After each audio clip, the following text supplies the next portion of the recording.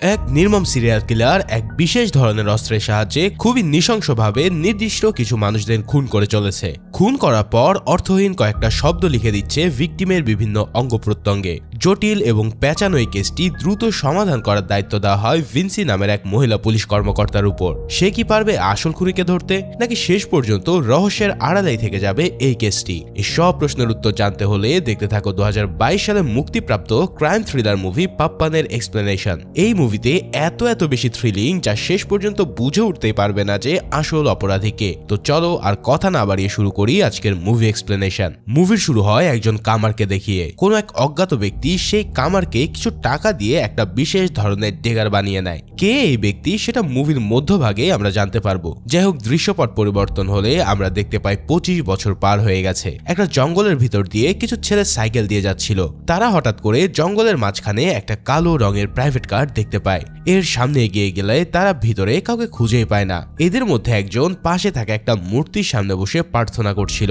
আর ঠিক সেই সময় মাটিতে পড়ে থাকা একটা ফোনের রিংটন বেজে ওঠে। এই মোবাইল ফোনটি হাতে নিয়ে তারা বুঝতে পারে যে এটা তাদের পছন্দের অভিনেতা রবি বর্মার ফোন। তারা তো খুব খুশি হয়ে যায় এটা দেখে, কিন্তু একটু ভালো করে লক্ষ্য করলে দেখা যায় মাটিতে কিছু রক্তের ছিটে ফোঁটা পড়ে আছে। এই দৃশ্য দেখে সবাই একসাথে উপরে তাকালে তারা আরো বেশি ভড়কে যায়, কারণ একটা গাছের সাথে কোনো এক ব্যক্তির লাশ ঝুলিয়ে রাখা হয়েছে। পুলিশকে খবর দিলে সঙ্গে সঙ্গে পুরো পুলিশ টিম সেখানে এসে উপস্থিত হয়। এদিকে মিডিয়া ও আশেপাশের লোকেরা এই এলাকা দিয়ে ভর্তি হয়ে যায়। এরই মধ্যে থেকে আমরা এসিপি ভিনসিকেও গাড়ি থেকে নেমে আসতে দেখি। এই কেসটা তদন্তের দায়িত্ব পেয়েছে। ভিনসি ঘটনাস্থলে আসলে সিআইএ সোমান তাকে জানায় যে সকাল 7:30 তারা খবর পেয়েছে লাশ নামানো হচ্ছে, আর রবি বর্মার স্ত্রী আসছে লাশ শনাক্ত করতে। রবির ম্যানেজার পুলিশকে ফোন করে বলে গতকাল স্যারের সাথে শুটিং সেটে কিছু একটা প্রবলেম হয়েছিল, আর তিনি ড্রাইভার রাজনের সাথে বেরিয়ে গিয়েছিল সেখান থেকে। এসব শুনে পুলিশরা এবার রাজনকে ট্র্যাক করা শুরু করে দেয়, কারণ তাদের ধারণা ছিল যে রাজনই হয়তো এই কাণ্ড ঘটাতে পারে। এরপর ফরেনসিক ডক্টর রবির গাড়ি থেকে 3টা ফিঙ্গারপ্রিন্ট বের করে, কিন্তু ফিঙ্গারপ্রিন্টগুলো কার সেটা ডিটেলস ল্যাবে গিয়ে টেস্ট করলেই জানা যাবে। সোমান এরপর ভিনসিকে জানায় রাজন ছিল মাদক ব্যবসায়ী, আর রাজনের বিরুদ্ধে 2-3টা কেসও হয়েছিল, কিন্তু যথেষ্ট প্রমাণাদি না থাকায় রাজনের তেমন কোনো সাজা হয়নি, আর সেই কেসটি ভিনসির বাবাই আসলে হ্যান্ডেল করেছিল। অন্যদিকে আমরা দেখতে পাই ম্যাথিউ আব্রাহাম মানে ভিনসির বাবা ঘরে বসে টিভিতে এই ব্রেকিং নিউজটাই দেখছিল। তিনি আগে একজন সার্কেল ইন্সপেক্টর ছিলেন, কিন্তু কোনো একটা কারণে তাকে সাসপেন্ড করে দেওয়া হয় এবং বর্তমানে তিনি অবসরপ্রাপ্ত। একই ব্রেকিং নিউজ দেখে একটা মেয়ে একটা ছেলের ঘুম ভাঙায়, আর সেই ছেলেটি ব্রেকিং নিউজে নিজেকেই দেখতে পেয়ে হতবাক হয়ে পড়ে, কারণ ওই ছেলেটি ছিল আর কেউই নয় বরং রবি বর্মা নিজেই। রবি একটা ফার্ম হাউসে তার গার্লফ্রেন্ডের সাথে সময় কাটাচ্ছিল। অন্যদিকে লাশ নামানো হয় এবং রবির স্ত্রীও চলে আসে ঘটনাস্থলে, কিন্তু লাশের চেহারা দেখে রবির স্ত্রী জানায় যে এটা তাদের ড্রাইভার রাজনের লাশ। অর্থাৎ পুলিশের ধারণা পুরোপুরি বিপরীত হয়ে যায়। যাই হোক, রাজনের লাশটিকে পোস্টমর্টম করার জন্য ল্যাবে পাঠিয়ে দেওয়া হয়, আর ডক্টর শার্লি সব পরীক্ষা নিরীক্ষা করে জানায় রাত 2টা থেকে 3টার ভিতরে রাজনের মৃত্যু হয়েছে। রাজনের মাথায় আঘাতের আলামত রয়েছে, আর সবচেয়ে ভয়ানক ব্যাপার হলো তার পুরুষাঙ্গটাও কেটে ফেলা হয়েছে। এছাড়াও রাজনের বুকে 2বার একটা ডেগার দিয়ে আঘাত করা হয়েছে, আর দুটোর ক্ষতর গভীরতা আকারে একেবারেই সেম ছিল। কিন্তু মজার ব্যাপার হচ্ছে এর কোনোটির কারণে রাজনের মৃত্যু হয়নি। রাজনের মৃত্যু হয়েছিল আসলে হার্ট অ্যাটাক থেকে। অন্যদিকে রাজনের পায়ের মধ্যে 2 এবং 6 লিখে গিয়েছিল কিলার। এই রহস্যময় সংখ্যা দুটির কোনো অর্থই আসলে খুঁজে পাওয়া যাচ্ছিল না। তবে ভিনসির ধারণা হচ্ছে যে এই খুনটি কোনো সিরিয়াল কিলার বা কোনো সাইকোপ্যাথ করেছে, কারণ এভাবে যন্ত্রণা দিয়ে মানুষ খুন করতে একজন সাইকো কিলারই সব থেকে বেশি আনন্দ পায়। এরপর ডক্টর নন্দন কল করে ভিনসিকে জানায় গাড়িতে সে যে 3টা ফিঙ্গারপ্রিন্ট পেয়েছে তার মধ্যে একটা রাজনের, একটা রবির এবং অন্য একটি একজন 30 বছর বয়সী মহিলার। এছাড়াও গাড়িতে 8 সাইজের একটা লেডিস স্যান্ডেলেরও ফুটপ্রিন্ট পাওয়া গেছে। ভিনসি এরপর হসপিটাল থেকে বেরিয়ে রবির ম্যানেজারের সাথে কথা বলে জানতে পারে যে নেক্সট মুভির হিরোইন সিলেক্ট করার জন্য ডিরেক্টর এবং রবির মধ্যে একটা বেশ ঝামেলা হয়েছিল। এরপর এসআই সাবু এসে ভিনসিকে জানায় হিরোইন মালাকে মুভিতে না রাখায় রবি বেশ রাগারাগি করছিল ডিরেক্টরের সাথে। এর কিছুক্ষণ পর সাইবার সেল থেকে একটা কল রেকর্ডিং পাঠানো হয় ভিনসির কাছে। এই কল রেকর্ডে রবি তার উকিলকে বলছিল আমার বেলের কি খবর। তখন উকিল জানায় যে আপনি ভাববেন না স্যার, নিশ্চিন্তে আপনি শুটিং শুরু করতে পারেন, বাকিটা আমি দেখে নিচ্ছি। ভিনসির তখন খানিকটা সন্দেহ হয়, তাই ওদের দুজনের কথাবার্তা শুনে সে সোজা চলে আসে রবির কাছে। রবিকে ভিনসি জিজ্ঞেস করে গত রাতে সে কোথায় ছিল। প্রথমে রবি একটু বলতে দ্বিধাবোধ করছিল, তবে তারপরেও নিজেকে বাঁচানোর জন্য সে বলে দেয় যে গত রাতে ফার্ম হাউস নায়িকা মালার সাথে সে রাত কাটিয়েছে। এছাড়াও ড্রাইভার রাজন কোনো এক জরুরি কাজে তার কাছ থেকে রিকোয়েস্ট করে গাড়ি নিয়ে চলে গিয়েছিল। এবার ভিনসি ফার্ম হাউসে খোঁজ নিয়ে দেখে যে রবি সত্য কথাই বলছে, ফলে তাকে আর জিজ্ঞাসাবাদ করা হয় না। এরপর আমরা জানতে পারি যে আগামী দিন ভিনসির মায়ের মৃত্যুবার্ষিকী। এরপর আমরা দেখতে পাই আব্রাহাম একটা চার্চে এসেছে সুজান অর্থাৎ তার দ্বিতীয় স্ত্রীকে নিয়ে। এদিকে ভিনসির মা অর্থাৎ নেন্সি মারা যাওয়ার পর সে সুজানকে বিয়ে করেছিল, কিন্তু এখনো সে নেন্সিকে ভুলতে পারেনি। এখানে আমরা মাইকেল নামের এক ছেলেকেও দেখতে পাই। মাইকেল আব্রাহামের দ্বিতীয় ঘরের সন্তান। যাই হোক, চার্চ থেকে বেরিয়ে আব্রাহাম একাই গাড়ি নিয়ে কোনো এক জায়গায় যাওয়ার উদ্দেশ্যে যাত্রা শুরু করে। গাড়িতে যাওয়ার সময় আব্রাহাম ওর অতীত ঘটনাগুলো মনে করতে থাকে। সেই ফ্ল্যাশব্যাকে আমরা দেখতে পাই যে আব্রাহাম আর ন্যান্সি খুব সুখের জীবন কাটাচ্ছিল।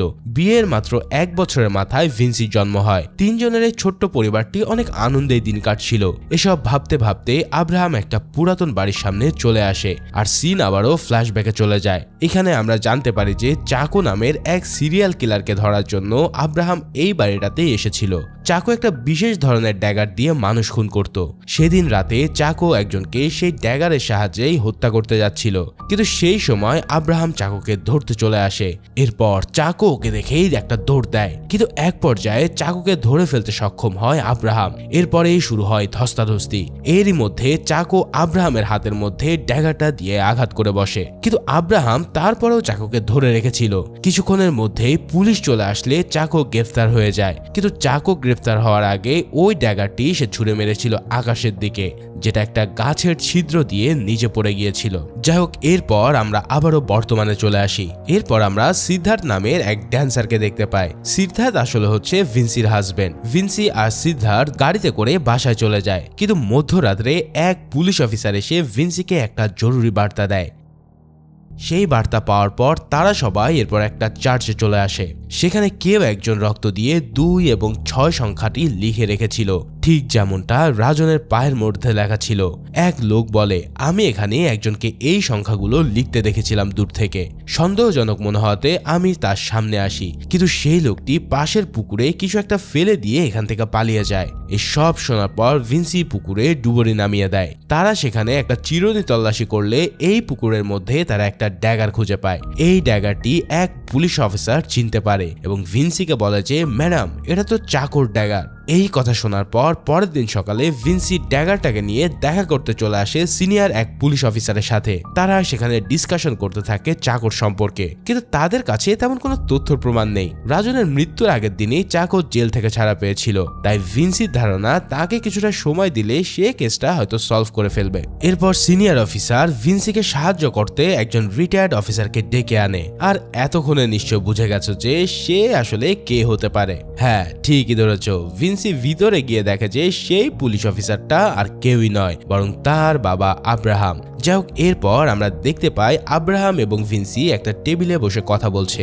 আব্রাহাম ভিনসির সম্পর্কে খোঁজ নিলেও ভিনসি তার বাবাকে মোটেও পছন্দ করত না, কারণ নেন্সি যখন খুন হয়েছিল তখন সবাই বলাবলি করত যে নেন্সির মৃত্যুর জন্য আব্রাহামই দায়ী। ভিনসিও সে সময় সব কথাগুলো বিশ্বাস করে নিয়েছিল। যাই হোক, ভিনসি সেখান থেকে চলে আসার সময় আব্রাহাম জানায় এটা চাকর ড্যাগার নয়, কারণ চাকর ডাগার দেখা একমাত্র ব্যক্তি সে নিজেই। তার মানে চাকো এই খুনটা করেনি, কিন্তু ভিনসির ধারণা ছিল যে চাকো এই খুনগুলোর পিছনে রয়েছে। তাই দুজনের মধ্যে এখানে কথা কাটাকাটি শুরু হয়। এর পরের সিনে আবার চলে আসে ফ্ল্যাশব্যাকে। এখান থেকে আমরা জানতে পারি ভিনসি পুলিশের ট্রেনিং এ যাওয়ার দিনেই বাড়ি থেকে পালিয়ে এসেছিল, কারণ ভিনসির ধারণা হচ্ছিল যে সুজানকে সে আগে থেকে ভালোবাসতো এবং তাকে বিয়ে করার জন্য সে ন্যান্সিকে খুন করিয়েছিল।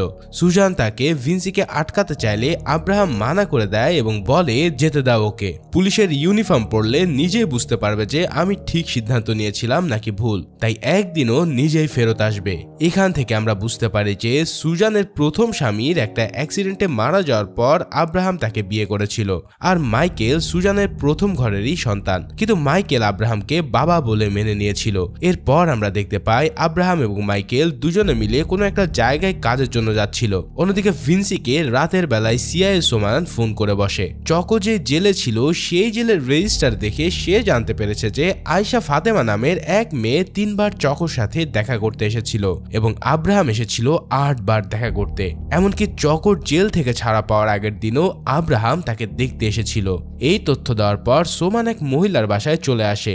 এটা ওর বন্ধু রাজেশের বাড়ি। রাজেশ মারা যাওয়ার পর তার স্ত্রীর সাথে পরকীয়ায় সে লিপ্ত ছিল। অন্যদিকে আমরা সোমানের গাড়ির পিছনে একটা কালো রঙের গাড়িকে দেখতে পাই। কিছুক্ষণ পর একজন ফোন করে ভিনসিকে জানায় যে সোমান মিসিং হয়েছে। এই কাহিনী শোনার পর ভিনসি ঘটনাস্থলে গেলে দেখতে পায় যে সোমানের গাড়িতে 8 সংখ্যাটি লেখা আছে। এটা দেখে ডক্টর নন্দন জানায় যে টায়ারের ছাপ দেখে বোঝা যাচ্ছে যে সোমানের গাড়ির পিছনেও আরো একটা গাড়ি ছিল এবং ওই গাড়ির ভিতরে একটা কেমিক্যাল ব্যবহার করা হয়েছে যাতে খুব সম্ভবত সোমান বেহুশ হয়ে যায়। এটা শুনে ভিনসি সন্দেহ হচ্ছিল আব্রাহামের উপর। তাই রাঘব নামের একজন পুলিশকে দিয়ে ভিনসি ওর বাবাকে ফোন করায় এবং জানতে পারে যে আব্রাহামও সেই এলাকার আশেপাশে অবস্থান করছে। যাই হোক, এর পরের দিন সকালে দুজন সেলফি নেওয়ার সময় সোমানের লাশটিকে ময়লার স্তূপের সামনে দেখতে পায়। এই খবর পুলিশের কাছে চলে আসা মাত্রই পুলিশ চলে আসে সেখানে এবং অস্থায়ী একটা ল্যাব করে তৎক্ষণাৎ পরীক্ষা করা শুরু করে। ডক্টর শার্লি এসে জানায় যে এই খুনটিও ঠিক একই প্যাটার্ন ফলো করা হয়েছে, যেখানে ভিকটিম মারা গেছে হার্ট অ্যাটাকের কারণে। এছাড়াও বাকি ডিটেলস গুলো পরে জানা যাবে। অন্যদিকে আব্রাহাম এখানে চলে এসেছে সেই খবর টিপে। ডক্টর শার্লি এসে আব্রাহামের সাথে দেখা করে এবং বলে, স্যার, আমি আপনার অনেক গল্প শুনেছি হাউস সার্জন থাকাকালীন। আমি স্টাডি করে দেখেছি চকোর খুনের প্যাটার্ন এবং এই প্যাটার্ন গুলো প্রায় সেম। অন্যদিকে ডক্টর নন্দন ভিনসিকে জানায় যে এক ধরনের কেমিক্যাল ব্যবহার করা হয়েছে দুজন ভিকটিমের উপরেই, আর এই কেমিক্যাল ইউজের ফলে তাদের হার্ট অ্যাটাক এসেছে। এরপর আমরা দেখতে পাই যে ভিনসিকে তার সিনিয়র অনেক কথা শোনাচ্ছে যে দুটো খুন হয়ে গেল, অথচ সে কিছুই করতে পারেনি। তাই সে দ্রুত ভিনসিকে এই কেসটি সলভ করতে বলে। অন্যদিকে আব্রাহাম চলে আসে একজন রিটায়ার্ড সার্জনের কাছে চকোর প্যাটার্ন সম্পর্কে বিস্তারিত জানার জন্য। এটা দেখে সেই সার্জন বলে, আব্রাহাম, তুমি এখনো এই ডাগারের পিছনে পড়ে আছো? আর এখানে আমরা দেখতে পাই যে যেদিন চকোকে ধরা হয়েছিল সেদিন রাতে আব্রাহাম নেন্সিকেও সাথে করে নিয়ে এসেছিল। নেন্সিকে গাড়িতে বসিয়ে রেখে আব্রাহাম যখন ভিতরে গিয়েছিল তখন চকোর সঙ্গে তার ধরপাকড় শুরু হয়, কিন্তু আব্রাহাম ফিরতে দেরি হওয়ায় নেন্সি ভিতরে ঢুকে পড়েছিল আর চকো নেন্সিকে ধাক্কা দিয়ে পালানোর চেষ্টা করে, কিন্তু চকো শেষমেশ গ্রেফতার হয়ে যায়। আর অন্যদিকে আব্রাহাম এসে দেখে যে নেন্সির পেটের মধ্যে একটা রড ঢুকে সে মৃত্যুবরণ করেছে। এখানে চকো যেহেতু ডাগারটা ছুঁড়ে মেরেছিল তাই সেটা আর তখন আব্রাহাম খুঁজে পায়নি, তাই সে একটা নকল ডাগার বানিয়ে আদালতে পেশ করেছিল, কারণ এটাই ছিল চকোর বিরুদ্ধে একমাত্র প্রমাণ। কিন্তু আদালত বুঝতে পেরে গিয়েছিল যে পেশ করা ডাগারটি নকল, ফলে আব্রাহামকে সাসপেন্ড করা হয় আর চকোকে কম সাজা দেওয়া হয়। সেই ডাগারটির ভিতরে একটা বিশেষত্ব ছিল যে সেটার ভিতর থেকে একটি 1.5 সেন্টিমিটারের ধারালো চাকু বের হয়ে ভিকটিমকে আঘাত করত। আব্রাহাম এরপর ওর পকেট থেকে ডাগারটা বের করে দেখায়। আসলে এই ডাগারটি আব্রাহাম অনেক চেষ্টার পরে খুঁজে পেয়েছিল আর তখন থেকেই ওর কাছে এটা রাখা আছে। তাহলে প্রশ্ন হচ্ছে, চকোর ডাগার যদি আব্রাহামের কাছে থাকে তাহলে খুনগুলো কে করছে? যাক, রিটায়ার্ড সার্জন আব্রাহামকে একটি ডিটেল স্টাডির ডায়েরি দেয় যেখানে চকোর খুন করার প্যাটার্ন লেখা ছিল। অন্যদিকে আমরা জানতে পারি যে ভিনসি চেক আপ করিয়ে জানতে পারছে সে মা হতে চলেছে, যার কারণে ডক্টর এবার ভিনসিকে রেস্ট করতে বলে এবং দৌড়ঝাঁপ করতে নিষেধ করে দেয়। এদিকে দেখা যায় সাবু জেলের সিসিটিভি ফুটেজ পেয়ে গেছে। সেখানে আব্রাহামের সঙ্গে চকোর 3 সেকেন্ডের একটা ক্লিপ আছে, কিন্তু এই ক্লিপে কোনো অডিও নেই। সিদ্ধার্থ এসে দেখে যে ভিনসি আসলে খুবই চিন্তিত। ভিনসি এরপর তাকে সব খুলে বললে সিদ্ধার্থ ওকে একটা মেয়ের কথা জানায়। মেয়েটি শুধুমাত্র মুখের ভঙ্গিমা দেখে কি কথা বলেছে সেটা নাকি বলে দিতে পারত। এরপর আমরা দেখি যে সিদ্ধার্থ ভিনসিকে সেই মেয়েটির কাছে নিয়ে এসেছে। সেটা ছিল একটা আর্ট গ্যালারি। এই মেয়েটার নাম হচ্ছে পূজা। সে কিছু শুনতেও পায় না বা বলতেও পারে না, তাই ভিনসি ওকে ক্লিপটা দেখালে সে একটা কাগজে আব্রাহামের বলা কথাগুলো লিখে দেয়। সেখানে আব্রাহাম চকোকে বলেছিল, চকো, তুমি জেল থেকে বের হলে আমি বাইরে তোমার জন্য অপেক্ষা করব। ভিনসি এটা শুনে দ্রুত ওর বাবার বাসায় চলে আসে। সেই সময়টাতে আব্রাহাম তার বাসায় ছিল না। ভিনসি আব্রাহামের রুমে গিয়ে একটা ড্রয়ার খুলে দেখে যে সেখানে ছুরি দিয়ে ভর্তি।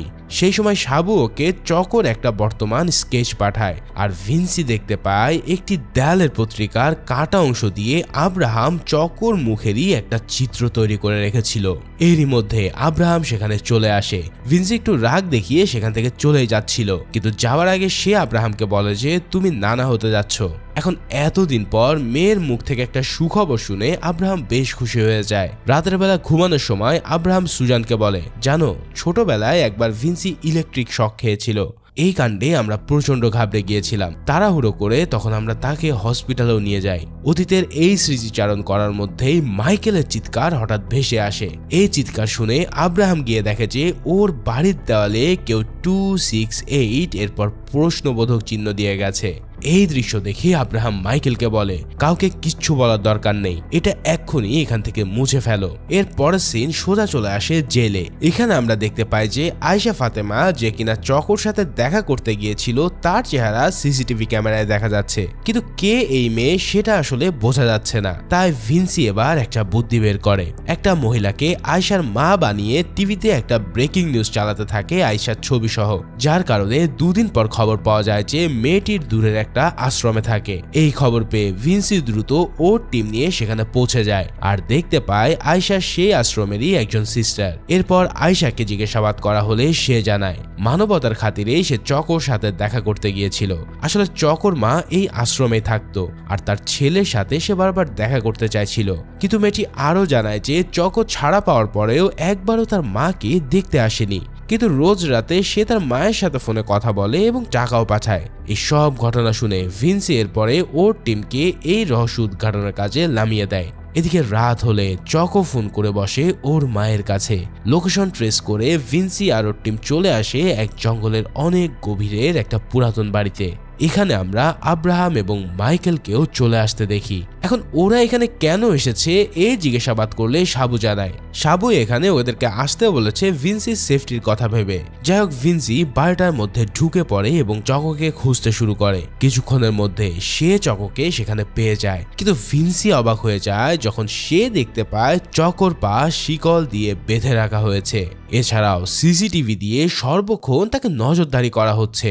অন্যদিকে আমরা বুঝতে পারি যে আব্রাহামই মূলত চকোকে এখানে আটকে রেখেছিল, কিন্তু কেন এখানে আটকে রেখেছে এই প্রশ্নের উত্তর একটু পরেই জানতে পারবে। এদিকে দেখা যায় যে চকোকে ধরে নিয়ে আসা হয়েছে পুলিশ স্টেশনে। ভিনসি তার সিনিয়রকে জানায়, স্যার চকো এই খুনগুলো করেনি, কারণ সে এতদিন বন্দি অবস্থায় ছিল। অন্যদিকে আমরা দেখতে পাই আব্রাহাম চকোকে ইন্টারোগেট করার জন্য রুমে ঢুকছে, আর ফ্ল্যাশব্যাকে দেখানো হয় চকো জেল থেকে ছাড়া পাওয়ার পর আব্রাহাম ওর সাথে দেখা করতে এসেছিল। সেদিন চকো বলেছিল ও 12 জনকে মেরেছে, কিন্তু তাদের সবাই ছিল অপরাধী, আর এদের মধ্যে শুধু একজন নিরপরাধ মানুষকে সে হত্যা করেছে। এখন সেই নিরপরাধ মানুষটাই ছিল নেন্সি। এরপর চকো আরো বলতে থাকে ওর বাবা প্রতিদিন ওর মাকে এসে মারধর করত এবং একটা বিশেষ ধরনের ড্যাগার দিয়ে তাকে আঘাত করত। এই কষ্ট আর সহ্য করতে না পেরে একদিন সেই ড্যাগার দিয়ে চকো ওর বাবাকে হত্যা করেছিল। আর এরপর থেকেই স্ত্রীদের সাথে খারাপ আচরণ করা ব্যক্তিদেরকে চকো নিজ হাতে হত্যা শুরু করে। তবে এই কাণ্ড ঘটাতে ঘটাতে শেষমেশ আব্রাহামের হাতে সে ধরা পড়ে যায়। এই দৃশ্য দেখানোর পর সিন আবারও শিফট হয় বর্তমানে।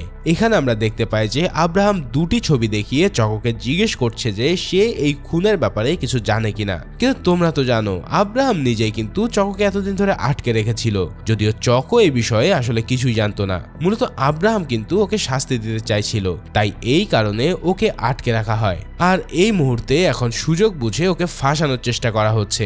যাই হোক, আমরা দেখতে পাই আব্রাহাম সিনিয়র অফিসারকে বলছে মিডিয়ার সামনে বলে দিতে যে চকোই আসল কিলার, কারণ যে খুনগুলো সে করেছে সেগুলো সংখ্যার মাধ্যমে সে কিছু বলতে চাইছে। আর যদি সে জানতে পারে অন্য একজনকে কিলার ঘোষণা করা হয়েছে, তাহলে নিশ্চয়ই সে কোনো একটা ক্লু পাঠাবে। তো ঠিক তেমনটাই দেখতে পাওয়া যায়। ভিনসির বাসায় একটা পার্সেল পাঠানো হয়, যেখানে একটা ড্যাগার এবং একটা বাইবেল ছিল, আর এই বাইবেলের 95 ও 96 পৃষ্ঠাটি ছেঁড়া ছিল।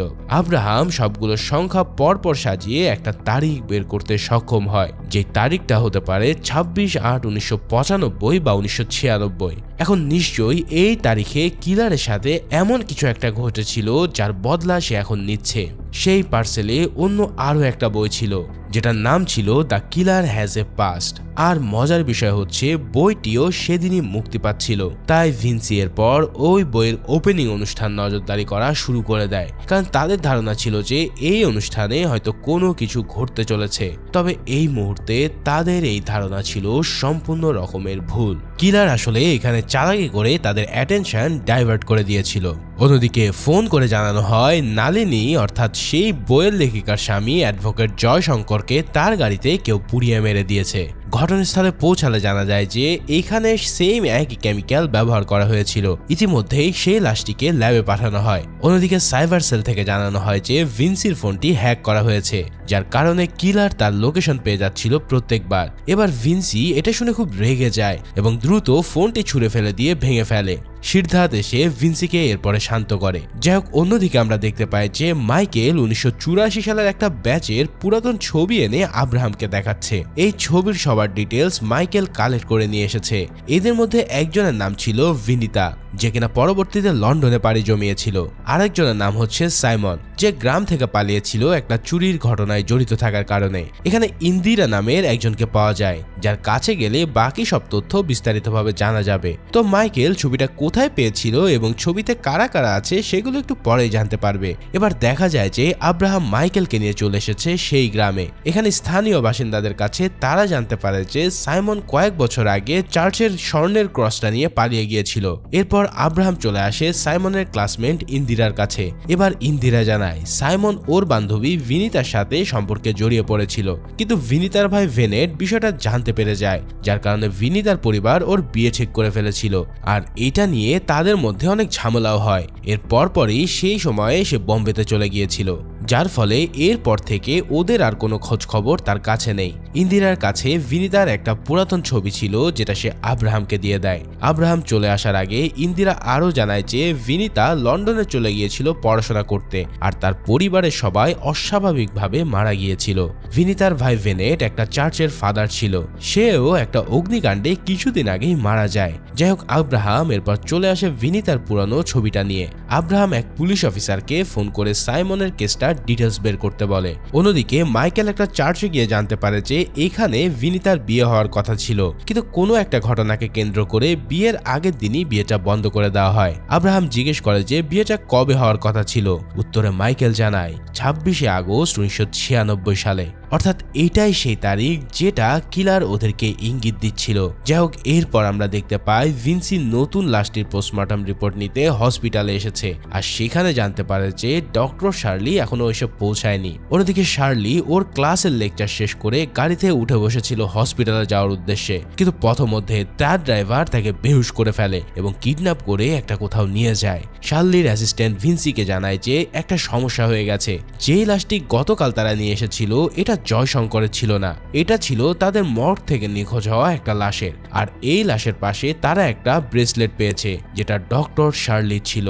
এসব কথা শুনে ভিনসি এবার দ্রুত সেখানে বেরিয়ে যায়। অন্যদিকে আব্রাহামকে একজন ফোন করে জানায় যে আপনি ঠিকই বলেছেন স্যার, সাইমন পলাতক আছে, কিন্তু ওর বিরুদ্ধে কোনো চুরির কেস ছিল না, বরং একটা মিসিং কমপ্লেন করা হয়েছিল 26/8/1996 সালে। এরপর সিনিয়র অফিসার পুরো বিষয়টি খোলাসা করতে বলে আব্রাহামকে। এবার আব্রাহাম বলতে শুরু করে, দেখুন ভিনিতার অন্য একজনের সাথে বিয়ে ঠিক হয়েছিল সাইমন নিচু জাতের বলে, কিন্তু বিয়ের আগের রাতে তারা পালিয়ে যায়। আবার সাইমন 25 বছর ধরে নিখোঁজ। এখন ওদের দুজনের মধ্যে খুনি হচ্ছে ভিনিতা, যে লন্ডনে চলে গিয়েছিল পড়াশোনা করতে।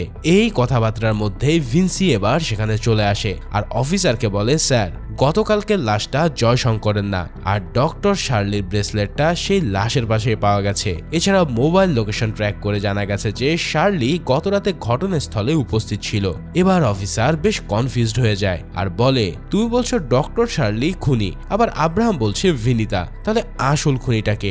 এই প্রশ্নের উত্তরে আব্রাহাম বলে, দুজনেই। আসলে ডক্টর শার্লি হচ্ছে ভিনিতা আব্রাহাম ভিনিতার ছবিটাকে কম্পিউটারের মাধ্যমে প্রসেস করিয়ে সেটাই জানতে পেরেছে। ভিনসি বলে, কিন্তু শার্লি তো সকাল থেকে নিখোঁজ। তখন আব্রাহাম এটা শুনে বলে যে ঠিকই বলেছ, আসলে আমি ওকে কিডন্যাপ করিয়েছি সব কিছু জানতে পারার জন্য। এরপর আমরা দেখতে পাই আব্রাহাম ডক্টর শার্লিকে ইন্টারোগেট করছে। সেখানে শার্লি বলতে থাকে যে আমি কি করেছি। জবাবে আব্রাহাম জানায়, তুমি চকর কেস স্টাডি করে ওর প্যাটার্ন রপ্ত করে নিয়েছিলে আর পোস্টমর্টম করেও তথ্য গোপন করেছ। তুমি বলেছিলে ওদেরকে মৃত্যুর পর আঘাত করা হয়েছে, কিন্তু ওদেরকে আসলে জীবিত থাকা অবস্থাতেই ড্যাগার দিয়ে ক্ষতবিক্ষত করা হয়েছিল। আব্রাহাম আরও জানায় সে শার্লির পুরাতন স্যারের কাছ থেকে ডিটেলস নিয়ে জানতে পেরেছে যে যখন আব্রাহাম চকর কেসটা হ্যান্ডেল করছিল তখন শার্লি সেই সার্জনের অ্যাসিস্ট্যান্ট ছিল, আর তখন থেকে শার্লি চকর প্যাটার্ন ফলো করে ওকে ফাঁসানোর চেষ্টা করছিল। কিন্তু এই সব কথা শুনে সিনিয়র অফিসার জানায় যে শুধুমাত্র রিসার্চ পেপারে নাম থাকায় শার্লিকে ওরা গ্রেফতার করতে পারবে না। এই কথা শুনে আব্রাহাম জানায় শার্লির উপরে সন্দেহ হলে মাইকেলকে সে পাঠিয়েছিল শার্লির বাড়িতে, আর সেখানে গিয়ে মাইকেল এই পুরাতন ছবিটাকে নিয়ে এসেছিল আর সেখানে চকর সমস্ত কেস স্টাডি পড়েছিল। এরপর আমরা শার্লির মুখ থেকে আরো জানতে পারি যে প্রতিশোধ নিতে সে রাজন আর সোমানকে হত্যা করেছে, আর এর আগেও সে আরো 3 জনকে হত্যা করেছিল। তারা ছিল শার্লির বাবা মা এবং ওদের ভাই ফাদার ভিনেট। ভিনসিকে এরপর সাবু ফোন করে জানায় যে ম্যাডাম, আমি এইমাত্র খোঁজ নিয়ে জানতে পারলাম যে রাজনকে ফাদার ভেনেটি রবির কাছে পাঠিয়েছিল। আর আশ্চর্যজনক তথ্য হলো ভেনেট, সোমান আর জয়শঙ্কর কলেজে ক্লাসমেট ছিল। তারা ছিল 1995-96 এর ব্যাচ। অন্যদিকে আব্রাহাম চলে আসে রাজনকে ঝুলিয়ে রাখা সেই গাছটার সামনে। আব্রাহাম বলে, আমি 20 বছর আগে এখানে কোনো ধরনের মন্দির দেখিনি, তাহলে এটা আসলো কোথা থেকে? নিশ্চয় এখানে কোনো ক্লু লুকিয়ে রয়েছে। এরপর সে গাছটির নিচে ঘুরতে শুরু করে। অন্যদিকে ভিনসি শার্লিকে ইন্টারোগেট করার সময় সাইবার সেলে একটা ভিডিও আসে। এই ভিডিওতে দেখানো হচ্ছিল জয়শঙ্করকে একটা বক্সের মধ্যে আটকে রাখা হয়েছে, যেখানে জয় ভয় পেয়ে সবকিছু বলতে শুরু করেছিল। তার ভাষ্যটা কিছুটা এমন ছিল, জয়শঙ্কর, সোমান এবং ভেনেট ছিল ছোটবেলার বন্ধু। ভিনিতার বিয়ের আগের রাতে তারা ভেনেটের বাড়িতে বেড়াতে গিয়েছিল। সাইমনের বিষয়টা জানতে পেরে ওরা সাইমনকে বেঁধে টর্চার করছিল। এখানে আমরা দেখতে পাই যে ভিনিতার মা বাবা এসে সাইমনকে বলছে 2 দিন আগে খাবারের সাথে বিষ মিশিয়ে দিয়ে সাইমনের মাকেও ঠিক একইভাবে মেরে ফেলেছে তারা। এই কথা শুনে সাইমন প্রচন্ড শকড হয়ে যায়, আর সেই সময়ই ভিতরের রুমে আগুন লেগে গেলে তারা সবাই দৌড়ে পালিয়ে যায়। কিন্তু ততক্ষণে ভিনিতা পালিয়ে যায় সেখান থেকে। অপরদিকে তারা বাইরে এসে দেখতে পায় সাইমনও সেখান থেকে গায়েব হয়ে গেছে। তারা গাড়ি নিয়ে বেরিয়ে পড়ে ওদেরকে খুঁজতে। এরপর কিছু দূর যেতেই দেখতে পায় যে জঙ্গলের ভিতর দিয়ে ওরা 2 জন পালাচ্ছে। এরপর আমরা দেখতে পাই সাইমনকে অবশেষে তারা ধরে ফেলে এবং ভিনিতার সামনেই সাইমনকে আগুনে পুড়িয়ে মেরে ফেলা হয়। আর যে আগুনটা ধরাচ্ছিল সে ছিল ড্রাইভার রাজন। যাই হোক, জয়ের ভিডিওটা শেষ হওয়ার সময় একটা আর্ট দেখে ভিনসি জায়গাটা চিনতে পারে, তাই সে দ্রুত সেখানে যাওয়ার উদ্দেশ্যে রওনা দেয়। অন্যদিকে মাটি খুঁড়ে চার্চে সেই গোল্ডেন ক্রসটাকে উদ্ধার করা হয় সাইমনের কবর থেকে। অপরদিকে ভিনসিকে আমরা আর্ট গ্যালারিতে দেখতে পাই, যেখানে জয়শঙ্করের লাশ একটা বক্সের মধ্যে রাখা ছিল। এরপর ভিনসি সাবুকে ফোন করে সেখানে চলে আসতে বলে, আর ঠিক সেই সময় পিছন থেকে কেউ ভিনসিকে আঘাত করে অজ্ঞান করে দেয়। আব্রাহাম ওদিকে শার্লিকে সাইমনের নিউজটা দেখাচ্ছিল ফোনে, যেটা দেখে শার্লি বলে, স্যার আমার কাজ শেষ, আমি সব স্বীকার করে নিচ্ছি, আমাকে অ্যারেস্ট করুন। কিন্তু আব্রাহাম জানায় যে না, কেস এখনো সলভ হয়নি। সাইমনের মিসিং কমপ্লেনের পরের দিন একটা ছেলেকে গোল্ডেন ক্রস চুরির অপরাধে গ্রেফতার করা হয়েছিল, কিন্তু কিছুদিন পরে তাকে বেল করিয়ে ছাড়িয়ে নেওয়া হয়, আর এই ছেলেটাকে তুমিই বেল করিয়েছিলে। এছাড়াও ওই ছেলেটা ছিল সাইমনের ছোট ভাই সোলাইমান। এই সোলাইমানই সেদিন রাতে সাইমনের বাঁধন খুলে দিয়ে ওকে পালাতে সাহায্য করেছিল। যাই হোক, আব্রাহামের ফোনে একটা কল আসে। সেই ফোন কলে সোলাইমান ওকে বলে চার্চে চলে আসতে ভিনসিকে জীবিত দেখতে চাইলে। এই ফোন পাওয়ার পর আব্রাহাম মাইকেলকে নিয়ে দ্রুত সেই চার্চে চলে আসে, আর চার্চের দেওয়ালে বসে থাকা এই ছেলেটাই হচ্ছে সোলাইমান। এই পর্যায়ে আমরা ফ্ল্যাশব্যাকে দেখতে পাই যে এই গ্রামে আসার প্রথম দিনে সোলাইমান আব্রাহামকে বাঁশি বাজিয়ে শুনিয়েছিল এবং আব্রাহামেরও অনেক ভালো লেগে গিয়েছিল তাকে। কিন্তু সাইমনের মৃত্যুর দিন সোলাইমানের সাহায্যের জন্য আব্রাহামের কাছে গিয়েও তাকে ফিরে আসতে হয়, কারণ সেদিন রাতেই তার মেয়ে ভিনসি ইলেকট্রিক শক খেয়েছিল, আর সেই সময়টাতেই আব্রাহাম ভিনসিকে নিয়ে নিয়ে হসপিটালে যাচ্ছিল। যাই হোক, দেখা যায় যে সুলাইমান বলছে আপনার দায়িত্ব ছিল সাধারণ মানুষের জীবন রক্ষা করা, কিন্তু আপনি নিজের পরিবারের জন্য সেটা করেননি, যার কারণে এখন এই শাস্তি আপনি ভোগ করুন। আব্রাহাম ভাবে ভিনসিকে হয়তো মাটিতে পুঁতে দেওয়া হয়েছে, তাই সে একটা নতুন কবর দেখে খুঁড়তে শুরু করে। কিন্তু সুলাইমান আসলে ভিনসিকে কফিনের মধ্যে পুড়িয়ে মারার প্ল্যান করছিল। এরপর আব্রাহাম এবং সুলাইমানের মধ্যে আমরা একটা ফাইট দেখতে পাই। আব্রাহাম এই ফাইটে এক হাত দিয়ে লড়াই করছিল। এক পর্যায়ে আব্রাহাম সুলাইমানকে ধাক্কা দিয়ে বাইরে ফেলে দেয় এবং ফাইনালি ভিনসিকে কফিন থেকে উদ্ধার করে নেয়। অন্যদিকে মাইকেল এসে সুলাইমানকে গান পয়েন্টে নিয়ে নেয়, কিন্তু সুলাইমান ট্রিক্স করে গানটি নিয়ে নেয় মাইকেলের কাছ থেকে এবং মাইকেলকে সে শুট করতেই যাবে, ঠিক তখনই পিছন থেকে এসে আব্রাহাম ডাগারটি তার বুকে ঢুকিয়ে দেয়। এই কারণে সাথে সাথে সুলাইমানের সেখানে মৃত্যু হয়। তো ফাইনালি এই ঘটনার পর আব্রাহামের 3 বছরের সাজা হয়ে যায়। তারপর জেল থেকে ছাড়া পেলে সে দেখতে পায় মাইকেল, ভিনসি আর সিদ্ধার্থ তাকে নিতে এসেছে। আর ভিনসি সেই ছোট্ট মেয়েটা এখন সুজানের কাছে আছে। মানে ভিনসি এখন সবকিছু ভুলে গিয়ে আবারও পরিবারের অংশ হয়ে গিয়েছিল। এত বছর পর আব্রাহামের বুকে ভিনসির মাথা রাখার দৃশ্যের মধ্যে দিয়ে এই অসাধারণ মুভিটা এখানেই শেষ হয়। তো ভিডিওটা কেমন লাগলো তা অবশ্যই জানাতে ভুলো না। আর সেই সাথে সাথে এমন ইন্টারেস্টিং থ্রিলার মুভি দেখার জন্য ভিজিট করতে পারো সিনে থ্রিলার বিডি এই ইউটিউব চ্যানেলে। তো দেখা হচ্ছে পরের কোনো ভিডিওতে। সেই পর্যন্ত সবাই ভালো ও সুস্থ থাকো। আল্লাহ হাফেজ।